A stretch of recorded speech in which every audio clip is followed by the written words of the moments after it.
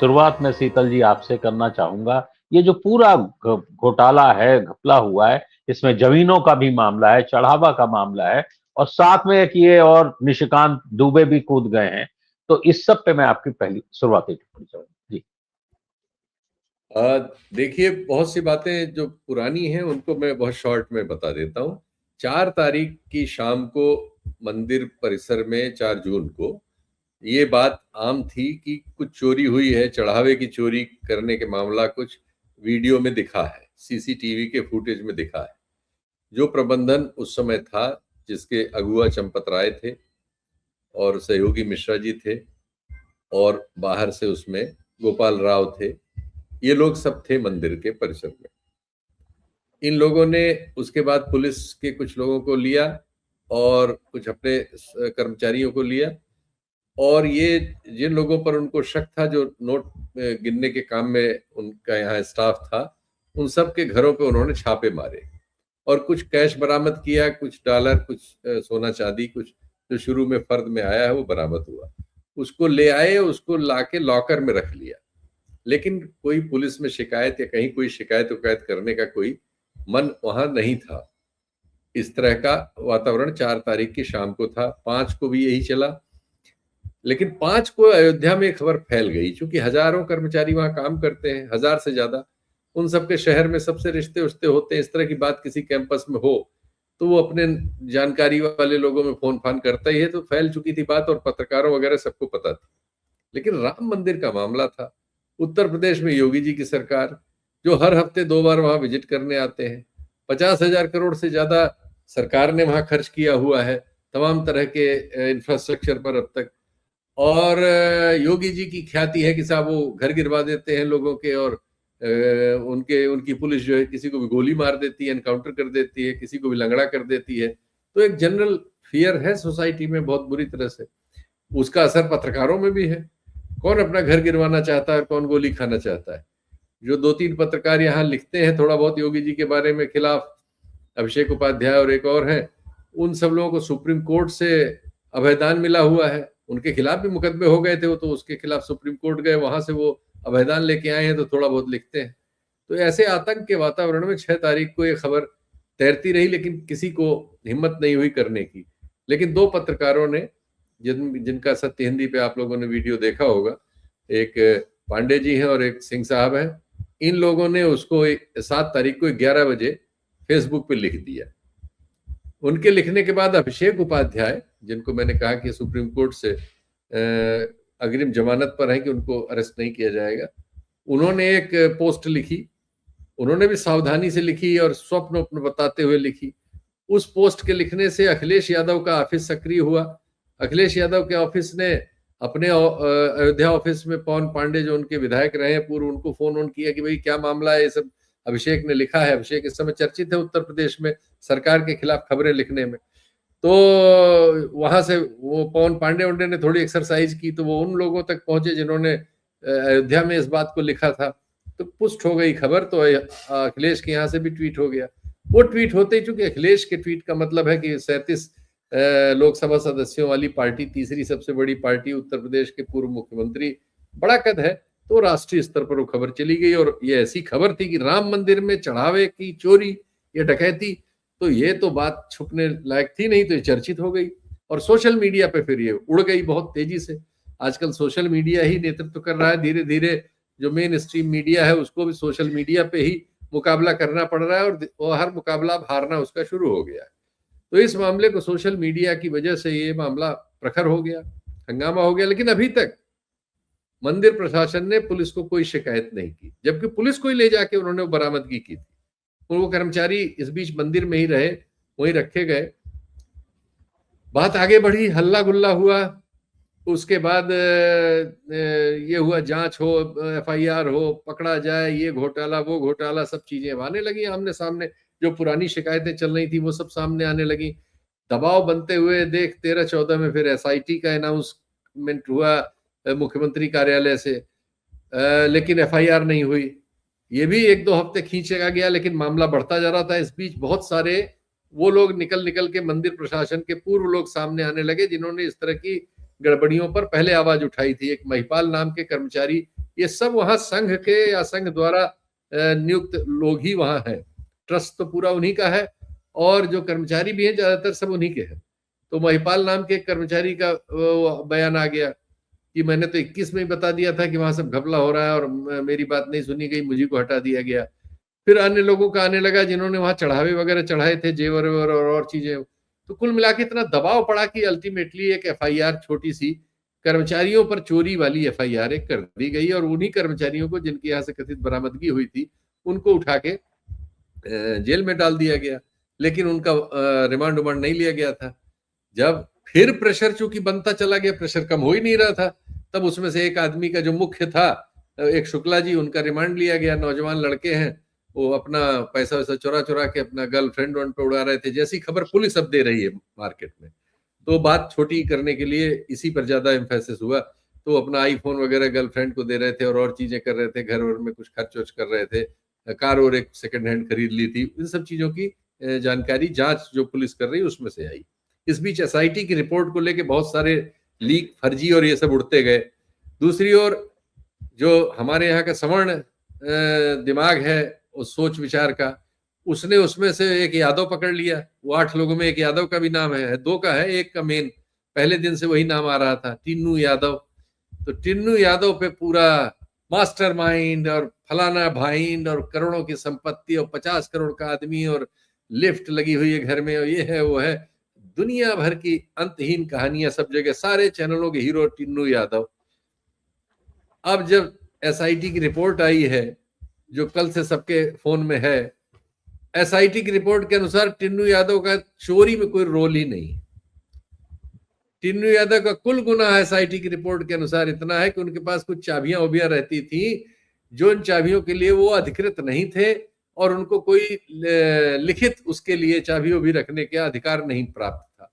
तो भाई लिखित नहीं प्राप्त था, मौखिक प्राप्त रहा होगा। तो कुल दोष उनका इतना है। और एक दोष और है कि उन्होंने अपने भतीजे या भांजे को अप्रैल में बैंक वालों के जरिए, चूंकि इसमें जो काउंटिंग वाले लोग हैं वो बैंक वाले वहां भेजा करते थे, उनका सिलेक्शन बैंक एसबीआई के बैंक के लोग करते थे। तो अपने किसी भतीजे को भी उन्होंने अप्रैल में काउंटिंग में रखवा लिया था, वो भी इस चोरी में पकड़ा गया है। 2 महीने ही हुए उसको नौकरी में। तो इतना रोल कुल टिन्नू का है। इतने पे आप कहानियां याद करिए क्या क्या उस बेचारे गरीब के बारे में उठी। और वो है क्या, वो ओटीसी प्राप्त संघी है। 1988 में उसने ओटीसी किया हुआ है। यानी वो अपनी छोटी उम्र से इन लोगों के चक्कर में फंस गया होगा। सरनेम उसका दुर्भाग्य से यादव है, वरना वो पूरी तरह से संघी है। इन्हीं लोगों की सेवा करता रहा और 92 से वो विश्व हिंदू परिषद के साथ ऑफिशियली काम कर रहा है। और इस मंदिर में भी इसीलिए उसको सीनियरिटी टाइप मिली हुई है, क्योंकि वो बहुत पुराना आदमी है। और जब मुकदमा चल रहा था तो कई बार उसको उसके जरिए यहाँ फैजाबाद से कागज मंगाए गए, उसी वही लेके जाता था विश्व हिंदू परिषद के कागज वगैरह दिल्ली।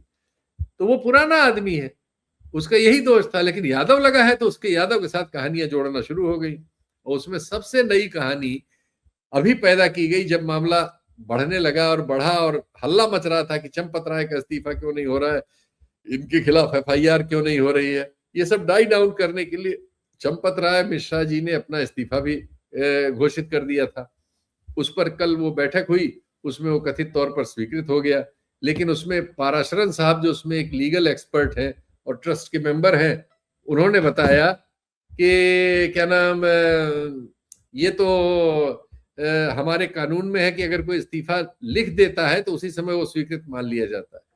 तो फिर ये बहस और ये मीटिंग बुलाने की क्या जरूरत थी, जब उन्होंने इस्तीफा लिख दिया था उसको मान लिया जाना चाहिए। यानी ट्रस्ट के सदस्य ही ट्रस्ट के कानूनों को नहीं जानते। ये सब बातें खैर आई। लेकिन इसमें जो गंभीर बातें आई वो थी जमीनों वगैरह के सौदे में, और 2400 करोड़ रुपए मंदिर निर्माण पर खर्च का जो करीब बताया गया है, उसमें 40% कमीशन लिए जाने की बात। बड़ी बातें इस चोरी के 1-2 करोड़ का, ये चोरी अब चार्जशीट आ जाएगी तो पता लग जाएगा। जैसे हवा तूल कलाम बनाया गया था वैसे मुझे लगता है 2-3 करोड़ का मामला निकलेगा। और जो डाका है जिसको नृपेंद्र मिश्रा ने डकैती कहा, उस पर तो बात ही नहीं हो रही है। इस सब चक्कर में उस बात को छुपा लिया गया। वो किसमें है कि ऐसी जमीनें, पहले मैं यहां से जब मैं गया नहीं था तो मैं सोचता था मंदिर के इर्द गिर्द जमीनें इन्होंने खरीदी होंगी और मंदिर परिसर में उसको मिला लेंगे, इसलिए ज्यादा कीमत उमत दे रहे होंगे। मेरे दिमाग में भी ये था। वहां जाके मैंने देखा कि उन्होंने तो मंदिर से 6-7 किलोमीटर दूर एक खेत खरीदा हुआ है 100 करोड़ के आसपास में, जिसको संजय सिंह लगातार 21 से उठा रहे हैं, और अब आज ट्वीट भी किया उन्होंने और फिर भेजा है एसआईटी को। उसकी कोई जांच नहीं हुई।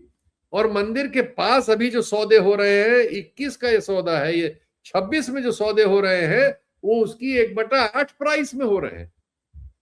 ये जो लूट हुई है परचेज में, इसमें तो कोई छोटा आदमी शामिल नहीं है। ये तो सारी परचेज चंपत राय जी के दस्तखत से है, ट्रस्ट के नाम है।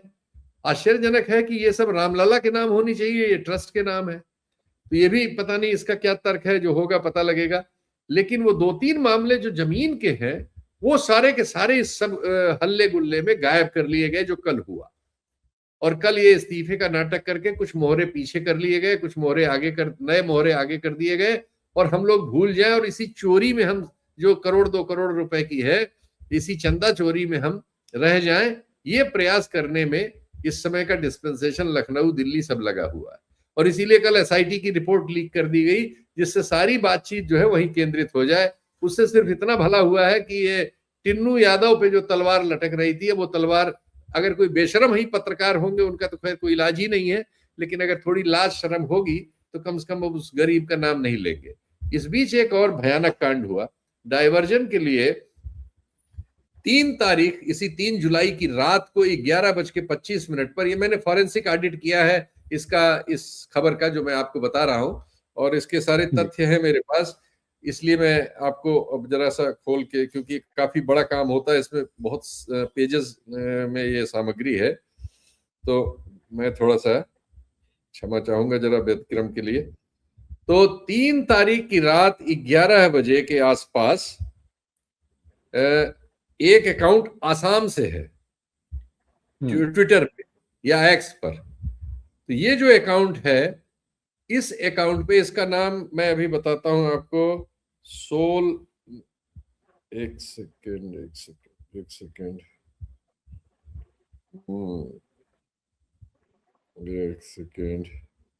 क्षमा करिएगा जरा सा। नहीं बिल्कुल। हाँ, सोल फैक्ट्स नाम का अकाउंट है, SOULEFACTS। ये ब्लू टिक अकाउंट है, एक्स पर है, और ये अपने को बताता है कि असम के मुख्यमंत्री और देश के प्रधानमंत्री इसको फॉलो करते हैं, और वही हिंदू वाली बातें जैसा लिखते हैं राइट विंग के अकाउंट्स, उस तरह का अकाउंट है। तो आसाम का अकाउंट अयोध्या की खबर ब्रेक कर रहा है रात में 11:15 बजे। किस तरह से प्लान करते हैं, अफवाह फैलाने के तो मास्टर हैं ये लोग भाई। वहां से निकाला और रात में इसको चला दिया, ट्विटर के बहुत सारे अकाउंट ने इसको री कर दिया। और उसके बाद सवेरे से इनका जो दुनिया भर का इनके पास फेसबुक पर, इंस्टा पर, ट्विटर पर जो गैंग है, उन्होंने ज्यों का त्यों, उसका उसमें स्पेलिंग की भी मिस्टेक थी, उसको ज्यों का त्यों उन लोगों ने उड़ा दिया। और मैं 5 तारीख की शाम का एक आकलन बताऊं आपको कि करीब 11 करोड़ से ज्यादा लोगों तक ये पहुंच चुका था। अब ये संख्या कम से कम 20 करोड़ होगी, यानी 20 करोड़ लोगों के किसी न किसी सोशल मीडिया अकाउंट में ये सूचना मौजूद है कि साहब 980 बार अखिलेश यादव ने टिन्नू यादव से बात की, या टिन्नू यादव ने अखिलेश यादव से बात की। इसका CDR जांच उसको एजेंसी को मिल गया है, जबकि किसी आधिकारिक और विश्वसनीय लेवल के अनाधिकारिक स्तर पर यह सूचना थी ही नहीं। अयोध्या के किसी पत्रकार ने इसको नहीं लिखा था, अयोध्या से राष्ट्रीय या उसमें जुड़े हुए किसी यूट्यूबर ने नहीं लिखा था, किसी एजेंसी ने नहीं लिखा था, किसी पुलिस वाले ने किसी को बताया नहीं था। इन दिनों तो मैं भी रेगुलर ही जा रहा हूं वहां, और कहीं किसी को पता नहीं था। आसाम में बैठे हुए एक आदमी को घर में सोए हुए लेटे 11:15 बजे उसने ये खबर उड़ा दी, और सब ने इसको 4 और 5 को भयानक उड़ाया। यार मैंने आपको बताया कि 5 तारीख की शाम को इसका जो इंटरनेट सर्कुलेशन है वो 11 करोड़ पार कर चुका था, और अब अनुमान है कि वो 20 करोड़ पार कर चुका होगा। और फिर जो होता है, जिस तरह से अफवाहों को एस्टेब्लिश करते हैं कि पहले बहुत अननोन अकाउंट्स पे चलता है, फिर नोन जो बड़े बड़े इन्फ्लुएंसर हैं जिनके 12 लाख 15 लाख फॉलोअर हैं उनमें आता है, और फिर उसके बाद इसको राष्ट्रीय स्तर पर कोई बड़ा नाम छू लेता है। तो अजय आलोक नामक राष्ट्रीय प्रवक्ता जो बीजेपी के हैं, उन्होंने इसको एंडोर्स किया पहले कि सोशल मीडिया पे खबर उड़ रही है कि अखिलेश यादव तो टिन्नू यादव से लगातार संपर्क में थे, 980 बार उन्होंने बात की है, अब उनके सीडीआर पे उनको क्या कहना है। अब देखिए सोशल मीडिया पे चल रही है, चालाकी से कहेंगे, कल को पकड़े जाए कि कहाँ आपके पास स्रोत क्या है, कहेंगे सोशल मीडिया पे था। सोशल मीडिया पे कौन चला रहा है? उन्हीं का राइट विंग का पूरा इकोसिस्टम पूरे देश में चला रहा है, करोड़ों लोगों तक पहुंचा चुका है। ये चालाकी करते हैं। वहां से ये उड़ी, कई चैनलों ने उनको बैठा के उस पर कार्यक्रम कर दिए। यूट्यूब के तो दर्जनों चैनलों ने, बिहार और नॉर्थ इंडिया के सारे यूट्यूब के राइट विंग चैनलों ने इसको उड़ा दिया। इसके बाद इसी में अब इनका इंटेलेक्चुअल सेक्शन भी आ गया, इनके अलग अलग लेयर्स हैं। जो अंग्रेजी में लिखता है उन्होंने भी ले लिया। तो अंग्रेजी की ऐसी पोस्ट को निशिकांत दुबे ने ये लगाते हुए कि टिन्नू टू टीपू, ये करके उन्होंने, टीपू आप जानते हैं अखिलेश के लिए नाम प्रयोग होता है, तो वो उन्होंने उड़ाया। पे अखिलेश ने संज्ञान लिया, क्योंकि ये लोग ट्विटर पे ही आजकल पॉलिटिक्स करते हैं, वरना तो जो मैं बता रहा हूं इतना इनके खिलाफ नुकसान हो चुका था 2 दिनों में। और उत्तर प्रदेश में इनको चुनाव लड़ना, इनको पता ही नहीं, जमीन के नीचे हजारों अकाउंट इनकी बलि चढ़ा रहे थे। खैर निशिकांत दुबे ने जब कर दिया तो अखिलेश ने संज्ञान लिया और नोटिस कहा कि 10 मिनट में नहीं हटाओगे तो हम तुम्हारे खिलाफ मुकदमा करेंगे। लेटेस्ट ये है कि उनके खिलाफ कंप्लेंट इटावा में पुलिस को सौंप के ठप्पा लगवा लिया गया है। लखनऊ में भी मुझे पता लगा कि उनके कार्यकर्ताओं ने ऐसा किया है, काका वगैरह ने। इटावा में समाजवादी पार्टी के किसी सचिव ने शायद शिकायत दर्ज कराई है और उनको लीगल नोटिस भी भेज दिया गया डिफेमेशन का। इतनी बातें अब सर्कल में है, लेकिन इस बीच नुकसान जो होना था वो हो चुका है। और बहुत बड़े पैमाने पर लोग जो राइट विंगर हैं वो अब उनको पढ़ाना होता है, और वो लोग कोई चीज पे ध्यान तो देते नहीं कि किसी खबर की पुष्टि वगैरह करें। और फिर जब अजय आलोक और निशिकांत दुबे के लेवल पे कहा जा रहा है एक झूठ, तो फिर तो वो स्थापित सा हो जाता है। तो करोड़ों लोग जो है नॉर्थ इंडिया में, उत्तर प्रदेश, बिहार, मध्य प्रदेश, राजस्थान और ऑल इंडिया के तमाम लोग अब ये मान रहे हैं कि टिन्नू यादव को अखिलेश यादव ने वहां प्लांट किया, जबकि ये आदमी, जैसा मैंने बताया, ओटीसी ट्रेंड संघी कार्यकर्ता है 40 साल का। लेकिन ये क्या गजब लोग हैं, जैसा वो सीरियल्स वगैरह में आता है कि जब इनको जरूरत होती है तो ये अपने किसी छोटे प्यादे को कुर्बान करने में इनको 2 मिनट नहीं लगता। 40 साल से इनकी सेवा करने वाले संघी कार्यकर्ता को इन्होंने यादव सरनेम की वजह से कुर्बान कर दिया। तो कमाल के लोग हैं। ये सब हुआ है, लेकिन जो बड़ी चीजें हैं इसमें कि क्या ये सिस्टम ट्रांसपेरेंट होगा, क्या ये संघ के कब्जे से मुक्त होगा। अब मैं आपको बताऊं, वो जो जमीन खरीदी गई है 100 करोड़ के आसपास में, जो संजय सिंह ने ट्वीट भी किया है, उसकी एग्जैक्ट फिगर उनके ट्वीट में है, ये 6 किलोमीटर दूर है मंदिर से, खेतीहर जमीन है। और उस जमीन में हो क्या रहा है, उसमें ये बरसीम जो होती है, चारा, पशुओं का जो चारा होता है, ये बोया हुआ है। और ये चारा वहां से गौशालाओं में जाता है। अयोध्या में कई जगहों पे इनके आरएसएस के कार्यकर्ताओं के रुकने के लिए भवन इस बीच निर्मित हुए हैं। एक तो बहुत ही शानदार किस्म का है, मैं कल उसका फोटो लेके आया, एक निलयम, साकेत निलयम करके। और एक इनके पास कारसेवकपुरम बहुत शुरू से है, आंदोलन के जमाने से। एक बीकापुर में बन रहा है, और एक स्कूल में बहुत सारे कमरे बना लिए गए। जो लोग इनके बारे में ज्यादा हाइपरबोल बोलते हो तो कहते हैं 1000 से ज्यादा कमरे इनके अपने पास हैं यहाँ इनके कार्यकर्ताओं को रुकने को, जिसमें हमेशा 3-4 हजार कार्यकर्ता इनके पड़े रहते हैं।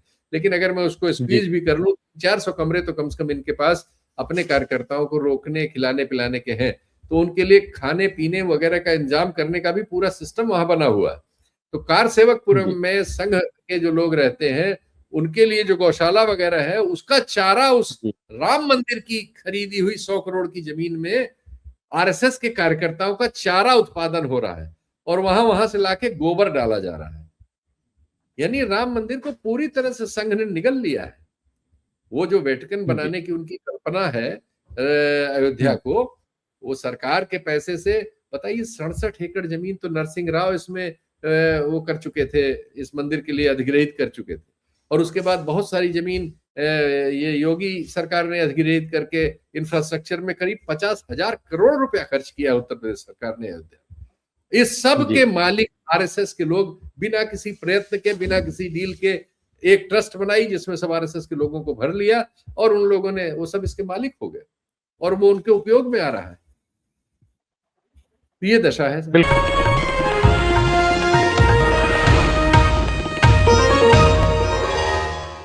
Copyright disclaimer under Section 107 of the Copyright Act 1976. Allowance is made for fair use for purposes such as criticism, comment, news reporting, scholarship, and research. Fair use is a use permitted by copyright statute that might otherwise be infringing.